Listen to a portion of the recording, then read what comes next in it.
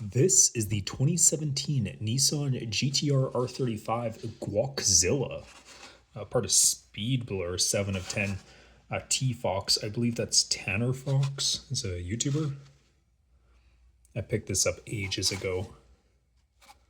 I'll crack it open.